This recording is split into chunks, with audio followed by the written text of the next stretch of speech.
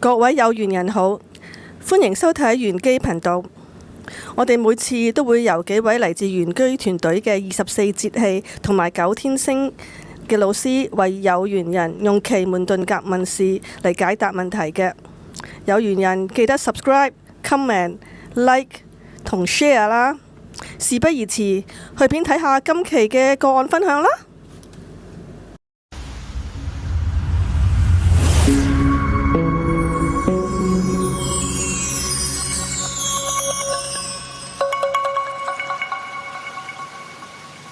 我哋聽到有啲網友甚至乎我哋啲同學都問，點解每個解決師所講嘅嘢都會有少少唔同嘅？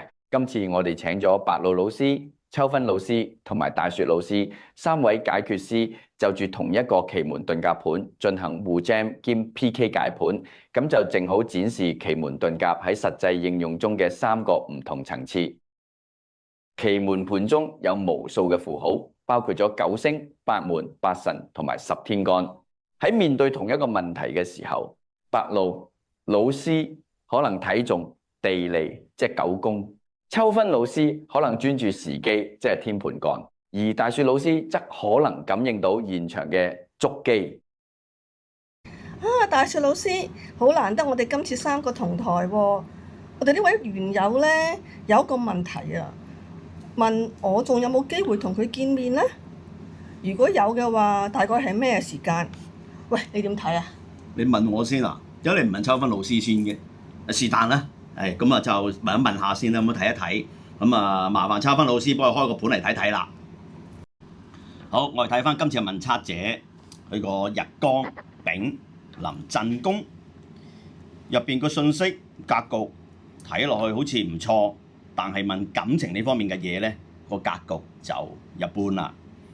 我哋嘗試用個感情嘅合江身去睇嗰個落宮順宮兩個宮位嘅五行比和咧係屬木，但係身喺奇門遁甲入邊咧就為罪人、錯誤或者變革，又代表有啲紛爭啊，有啲唔啱嘅決定咁樣咧。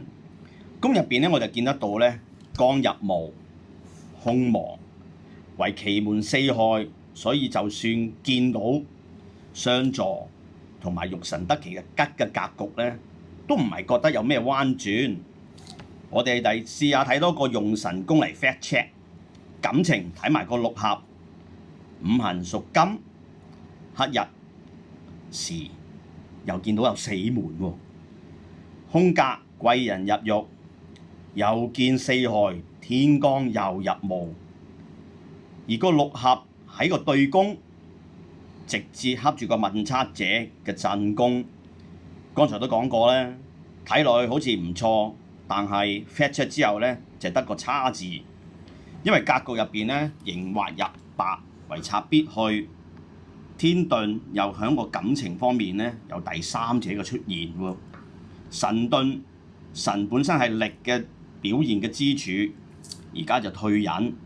真係變為平常咧，所以一切都係虛無縹緲，不定虛現中，要乘虛而入就難啲啦。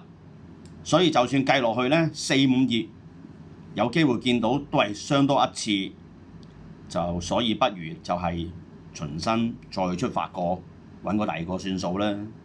咁啊，白露老師，咁你睇完我所講解嘅，你又點睇咧？哦，你咁睇啊？我有另外一種睇法喎，簡單啲嘅我呢啲。嗱，因為而家呢一個就係日干時干都同宮，咁我哋呢啲技術性語言就叫做用神宮重疊。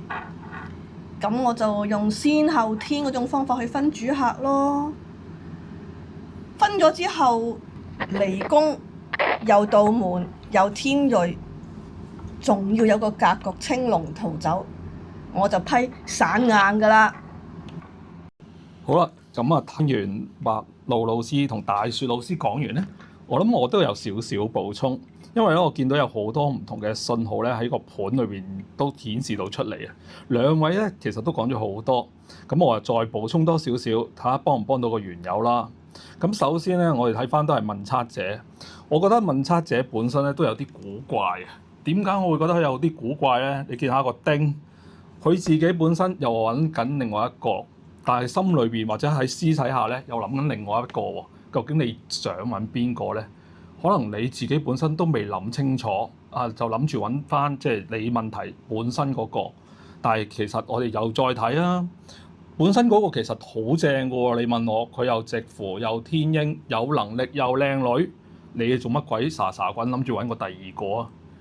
咁跟住再睇埋個盤，其實頭先咧大雪老師都講咗㗎啦，有呢個喺對宮裏邊咧，你見到貴人入獄，其實冇乜機會啦。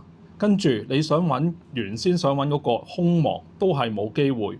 咁邊度有可能會揾得到或者翻嚟啊？我就建議問測者自己諗清楚，究竟你想揾原先嗰個啊，定係你另外心儀嘅另外一位？諗清楚先去揾人啦，唔好喺度搞即係三心兩意，最後一個都揾唔到啊！咦，咁秋芬老師，咁呢個你睇唔睇到係渣男嚟咧？呢個大家又點睇咧？大家聽落去咧，好似我哋三個人咧各有各講，但係其實唔係嘅。即係當你再聽深一層咧，發覺我哋三個所講嘅方向咧，最後都係退翻同一個核心嘅地方，都係一個渣男嘅出現，或者唔係啦。總之就係一心兩意啦，全部都喺停盤盤入邊咧。我哋最緊要咧就係捉翻嗰個關鍵嘅象。奇門遁甲唔係得一個解釋嘅方法嘅，而係睇你喺邊個位置切入去，點樣先至最落地同埋最實用嘅咧？呢個咪就係奇門遁甲最精彩嘅地方咯，冇一個標準嘅答案啊，而係睇你點樣理解、點樣切入、點樣將個盤真真正正落實到去現實嘅生活裏邊咯。係啊，我都認同白露老師講嘅嘢啊。正如我哋成日都講，你就係奇門真正嘅解決師，唔係隔住個盤喺度背答案，係睇下你當下同求測者同個時空同埋個局產生嘅連結。當嗰一刻嘅象出現嘅時候，答案其實已經喺度。大雪老師，你又點睇啊？係喺今次呢個盤入邊咧，即係大家我哋三位同台一齊睇呢個盤，咁大家見到嘅唔止係三種嘅講法啦，其實係三個唔同嘅層次、三個視覺同埋一個唔同嘅想法去睇法，一齊去見證翻呢個奇門遁甲嗰個咁樣嘅解盤嘅能力嘅。點樣喺實戰入邊咧，可以真真正正發揮到我哋去解盤嗰樣嘢咧？真係必須要大家咧係理解入邊啲光支啦、星光門神嘅用途咧，先至可以幫得到大家嘅。係啊，我都覺得係需要大家一齊去睇。自己睇咧，雖然大家解嘅結果都係一樣，但係可以睇得多好多細節。所以我諗今次都係一個好好嘅嘗試，我哋一齊去解一個盤。係啊，互相學習係好重要㗎，同埋有唔明要大家問咯。係啊，有陣時有啲嘢咧就好尷尬，有陣時自己習慣咗睇個盤嗰啲方法咧，就變咗有陣時喺度咧就用慣嗰個衰手勢啊嘛。所以有陣時之後咧，譬如大家見得到之後咧，咁有啲火花出嚟咧，見得到啲嘢咧，亦都幫到大家喺往後嗰個解盤咧，其實都可以睇多啲唔同嘅解法喺入邊嚟嘅。啱啊！我頭先睇或者我第一次睇呢個盤嘅時候，我都冇諗過白露老師講嗰個先後天嗰樣嘢。一諗大家都係丙，其實個盤就會好應咯。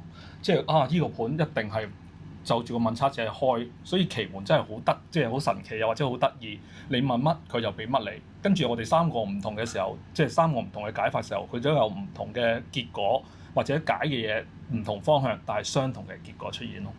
喂，下次繼續互 jam 咯，好過癮啊！咁樣就真係睇翻咧，大家嘅網友對今次我哋一個咁樣嘅 jam 呢個咁樣嘅盤去解釋。如果大家網友中意嘅，響今次嗰度記得係留言讚好，或者 subscribe 翻我哋玄機呢一個。咁啊，又係嗰句啦，你哋嘅支持就係我哋嘅動力。希望下次我哋再同大家玩過啦。下次再見。拜拜。呢場 PK 並唔係要分出邊個啱邊個錯，而係睇切入點點樣更能落實到現實生活。當大家發現3位老師嘅結論雖然表達方式唔同，但係核心方向係一致嘅。呢個就係奇門遁甲最神妙嘅地方。正如我好多時候同同學講，你就係奇門嘅境界。呢句嘢就講出咗解決師本身嘅磁場。解決師喺當下以嗰一刻與問測者同埋時空所產生連結嘅時候，解決師所睇到嘅象就係最直接嘅答案。如果大家需要更進一步嘅奇門運籌去解決難題，可以直接聯絡玄機客服，了解收費服務詳情。各位有緣人記得留言、讚好、分享同訂閱啦，仲要撳埋個鐘仔喎。我哋下條片見。